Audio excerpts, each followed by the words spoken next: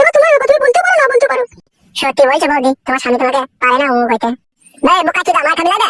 তুই চুপ করবে, আমি বৌদির সাথে কথা বলছি তো, তোর গায়ে পটপট করছিস নাকি? বৌদি তোমার একটা কথা বলবো না? বলো কি বলবো বলো। বলছি বৌদি, ওই কালো জামা পরে আছে ওই ছেলেটাকে তুমি যে এখন ভালোবাসো, ও যদি তোমাকে পরে ছেড়ে দেয় তাহলে তুমি আমাকে ভালোবাসবে? হ্যাঁ কি ভাবছো বৌদি?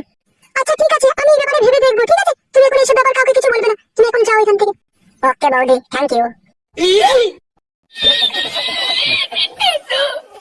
কি ব্যাপার লাউড়া, ওর কথাতে তুমি রাজি হয়ে গেলে? ও যা বললো তুমি তাই করবে নাকি? তুমি একটা ছাগলের কথা, কোনো বুদ্ধি নাই তোমার।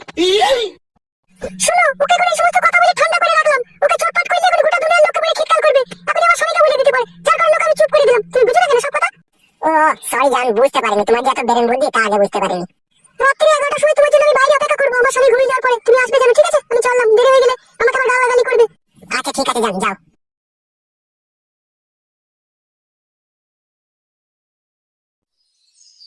বাল আমার ভারী টেনশনের কথা শুনিয়ে দিয়ে গেল, মোবাইল কিনে দিতে হবে লাউড়া। আবার দেখি কি করে টাকা ব্যবস্থা করতে পারি।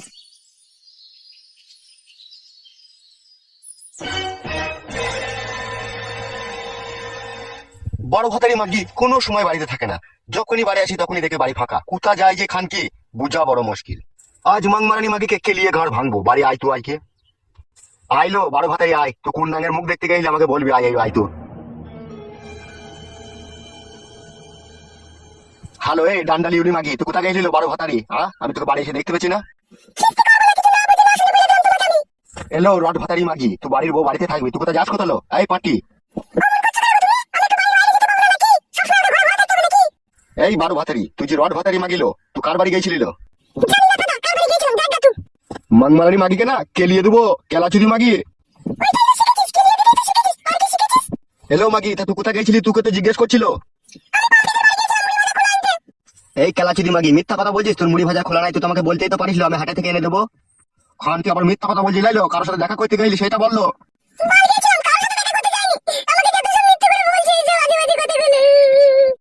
হ্যালো ঢং করনি মাগি, অনেক ছলা করা জানিস তুই, লাইলো। বিশ্বাস কি আছে তোকে? নিজের স্বামীকে যে ফাঁকি দিতে পারে সে সব কিছুই করতে পারে লো।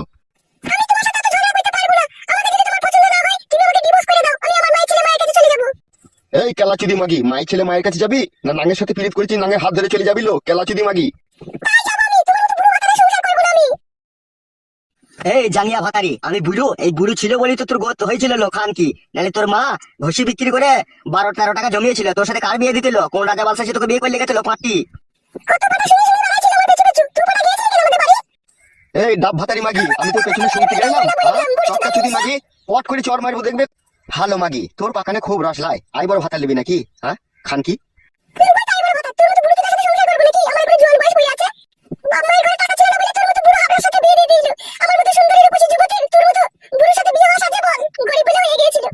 এই জাঙ্গিয়া ভাতারি, আমি গরিব, আমার বাড়িতে একটা ম্যাক্স গাড়ি লাগানো আছে, পাশাপাশি 2 কামরা আমার ঘর, একটা আমার টালির ঘর, একটা আমার খেড়ে চালের ঘর, আবার ওইদিকে আমার একটা গায়ে বান্ধা আছে 8 কেজি করে দুধ দেয়। আমি গরিব।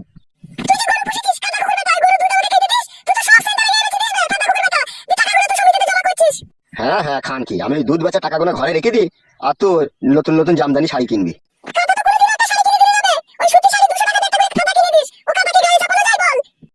মাংমারানি মাগি, তোর কথা বড্ড বেশি হয়ে গেছিল, এখনই পিটিয়ে ছাল তুলে দেবো। ঢ্যাপসা চুদি মাগি। চুল কি করে মাথায় থাকবে লো খান কি?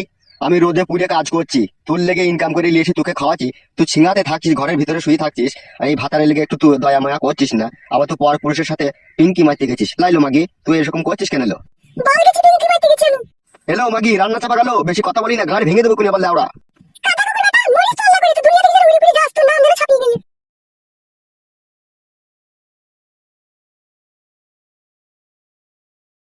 এই খানকে মাগিকে ছাড়পত্র দিয়ে আবার আমাকে নতুন করে বিয়ে করতে হবে, নাহলে আমার এই সংসারে আর সুখ হবে না।